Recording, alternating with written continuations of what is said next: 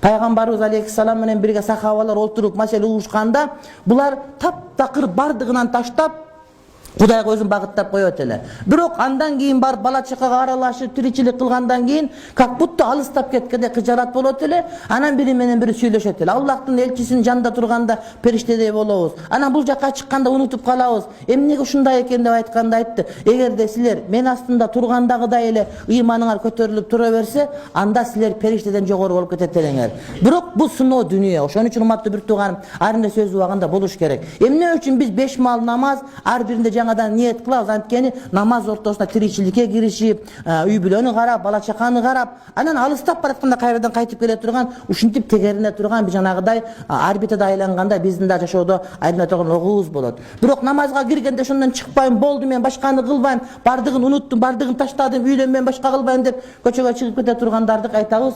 Силер адашып атасыңар, урматтуу бир тууган, анткени силердики туура эмес маселе. Бул жашоонун сүннөтү сыноо болгонунда турат. Кудай Таалам ошентип бизди сынаган, ошол сыноонун өзүнөн таза болуп өтүш керек. Анан мечитке кирдим, болду өлгөнгө чейин чыкпайм десең, анда кайра жаңы ниет кылуунун, башка кылуунун, анда сыноо дүйнөнүн жанагыдай сыноолугу каякта, урматтуу бир тууганым, калып калат.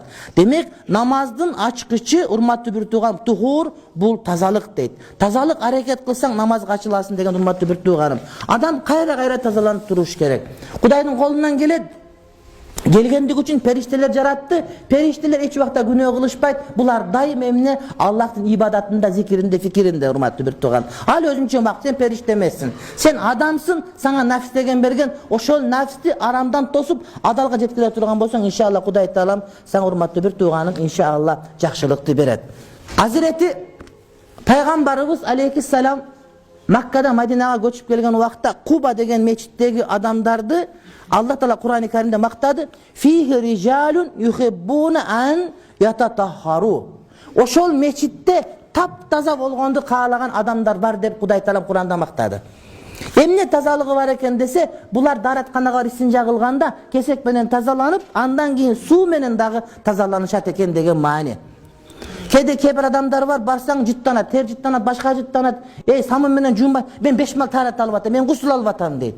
Кечинде жеген плов сакалына сиңип калган, манты болсо кулагына сиңип калган, бирок тарат алат, ан сайын майышыбайт. Жок. Самын дегенди, атыр дегенди, башка деген урматтуу бир мусулман колдонуш керек. Анткени таза болгон дегенден сырткардагы таптаза болгон деген нерсе урматтуу бир тууганым. Жуунгандын, тазалангандын, мончого түшкөндүн маданиятын так үйрөнүп, адам өзүнүн денесине кадимкидей маани бериш керек. Тазалыкка өтө маани берип, тазалыктын өзүнүн кайдаларын, тартиптери сактангандарга Кудайдын өзүнүн Кур'ан-ы Каримде урматтуу бир туугандарым мактоосу бар.